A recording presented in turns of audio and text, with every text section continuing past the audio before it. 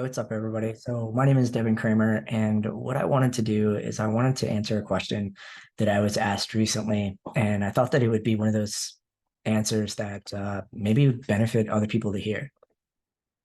So the question that I was asked is why I care. Basically just why I do what I do, and at first I thought about just the typical kind of right at the top answers, and then I really kind of dove into it. Um, And it came back actually to this song that I had listened to a long time ago by Nicole Normandy called Why. And if you haven't heard this song, it's a message about a little girl who is around the time of Jesus's time, and her father basically says that she needs to stay home. And they're used to riding all the time on these horses, and so she decides to, take off and go riding when she isn't supposed to. And so as she's riding, she comes across this group of people who are basically like yelling and screaming and throwing in their lots for this man's clothes and things like that. And the man was Jesus.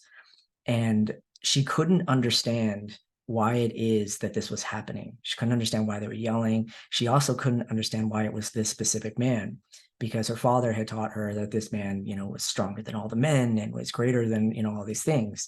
And so she couldn't understand why this is happening. So her father finds her, and they're standing there, and Jesus is going through the crucifixion.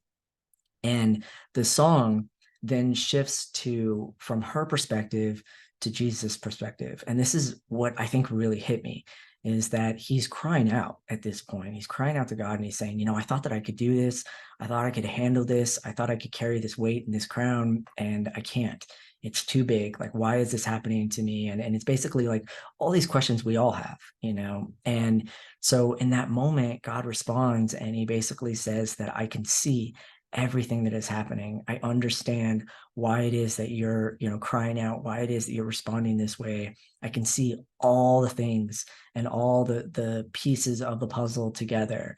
And so he says, if you want to know why, if you want to know why you must die, look over at that little girl. Look over at that innocent little girl who is watching this, because this is why you must die. Now, let me make this very clear. From a Christian perspective, this was absolutely mind-boggling to me. This was powerful. It was moving. From outside of that perspective, we're going to look at it differently, because I don't believe in the same exact philosophy that you have to die. In fact, I preach quite often talking about the fact that if you're going to do anything for Christ, live for Christ. Don't die for Christ. Don't die for this world. Live for this world. Change this world into something different. And so when I heard that song, though, it was the very first time that I realized that you can be that character. You can be the one that thinks that you can take on a lot more than what you think, and you can have a moment of doubt. You can have a moment of fear. There's nothing wrong with that. There is an answer. There is always an answer as to why everything happens. There is always an answer as to why your life changed or shifted or adjusted. There is always an answer, and you just may not be able to see it at that time. And so for me, what this did is it elevated to a new area. Not only did it make me realize that Jesus's energy is energy. That's what it is. The character of Jesus is energy. If you want to step into that character, you can. You absolutely can. You can step right into that energetic container at that point in time. But it means then that you have to care. You have to care for everyone. You don't get to pick and choose based off of the things that you're seeing. You don't get to pick sides of war. You don't get to pick sides of behavior. You don't get to pick sides of circumstance. You understand circumstance. You understand fear. You understand that people are doing the best they can given the view of the world that they have at that time. And it's very simple today. You can turn on the news and you are completely divided on whether you watch one side or whether you watch the other side. And it doesn't take much if you would just take a level of awareness and watch both. You'll instantly see the separation between the two. You have to care. You have to care for the political side that you don't agree with. You have to care for the crimes that are happening in this world and why they're actually happening. You have to care for people. That's Jesus's walk. Jesus's walk was to care for people. He went from city to city, location to location. And I'm not saying that Jesus was real. That's not what we're discussing. I have no idea. I'm only going off of the story. The same way that in 1,000 years, you're only going to go off of my story. You're going to rewrite however it is you want to say that I ran 9 Vibes, or you're going to rewrite however it is that we want to say that Deepak Chopra changed and affected people's lives. right? We're going to rewrite them. Was the person real?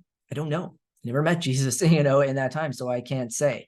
But does the message radiate all the way throughout history? Absolutely. Can I say that I want to be a kind of person that can radiate all throughout history with a positive message? Absolutely. So when I realized that it's just an energetic state that you can step into. But the part that you have to see is that you have to work on yourself. Every single time that you draw a line in the sand and say, nope, that person's toxic, that person's a narcissist, that person's evil, that person's wrong, you're just drawing a line in something that you don't understand yet. And if you don't understand it yet, then you don't understand it within yourself. To walk in Jesus's walk means to literally shine a light through you. You are so transparent. You care so much. You're there for people so much. You don't judge. And it's something that people see so much that they perceive you as transparent. There's nothing to hide. There's nothing to hide behind at that point. There is just being who you truly are, and who you truly are cares. I care about people. I love people, all walks of life. I don't care what you've done in the past. I don't care who you think you are. I know who you are. I know underneath every single individual person is exactly who I used to be in the days that I didn't believe I was worth anything, in the days that I didn't believe that anyone loved me or cared about me, in the days when I was hurting people in relationships and making mistakes. I know exactly who those people are. I know exactly who each and in every individual is. I don't know your walk. I don't have to know your walk. I know your conversation. I know what you're saying to yourself. I know what you're feeling inside when you're saying those things to yourself. And I also know what it feels like to believe that you can't be reached, but you can. You absolutely can. It just takes someone actually wanting to hear you, actually wanting to help you. And that's what I want to be. And I believe that that's the walk of Jesus. That's the walk where he healed the blind. And we think that it means physically blind. It doesn't mean physically blind. It means spiritually blind. It means blind to the world. It means that you looked at something and you chose fear, and that made it dark, and therefore you are blind. It also means that there's a possibility that you looked at something so righteously that you outshined your own life. Our ego does that quite often. And so, therefore, when you're walking in Jesus's walk, there are two things that you must do. Number one, you must care for everyone. You cannot have lines in the sand in certain areas. And number two, you have to be able to be seen through. You have to work on your own stuff. You have to forgive the people in your life who hurt you in unawareness. You have to forgive the people that you hurt in unawareness. These are two very, very difficult things to do, but they're things that you can do.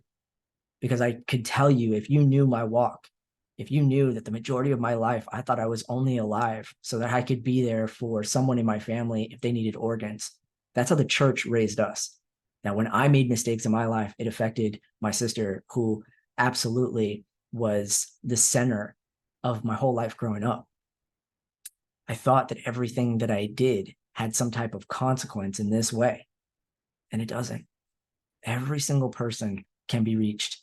Every single person deserves a chance. That's what the universal consequence is that if you actually go out and you are kind and you do these things and you don't judge people and they still continue doing their behavior, I promise you, the universe will handle it. But as long as we keep pushing things away, as long as we keep drawing lines in the sand, then the universe looks at you and says, if no one's going to be kind to that person, they're not going to pay. I'm not going to make them pay, no matter how horrific the things that they're doing are affecting the world. It takes kindness to change the world. It takes one person wanting to understand someone to change someone's behavior. So when asked why I do what I do it because I realize that God and that Jesus, that Buddha, that Krishna, doesn't matter whether they were real people. Doesn't matter in 20 years or 30 years or 100 years. It matters whether or not I wanted to actually emulate that, whether I wanted to walk in that, whether I wanted to be somebody who could move past the amount of time that I've been alive and tell the stories of how you can be kind to people and how you can lift people up and how you can help them. And that's a choice that I made. That is a choice that I choose every single day. And it is not easy in today's world. Make no mistake. I'm sure everyone knows that. It is not easy to do this, but it is the most beneficial thing. And when you ask yourself the question, if you really want to see change in this world, if you really want to see the next generation have it better and the next generation have it safer, then we have to stop listening to our egos to be right. and start listening to ourselves and our higher selves and be aligned. We need to start forgiving people. We need to start understanding things. And we live in a world today of unlimited, untapped information. It's not knowledge yet. Knowledge is when you apply it to your life in a successful way. Knowledge is literally the application of information in a successful manner. But there is information. Today, you don't have to leave your house to understand two sides of the coin, three sides of the coin. So the only question you have to ask yourself is, do you really want these things?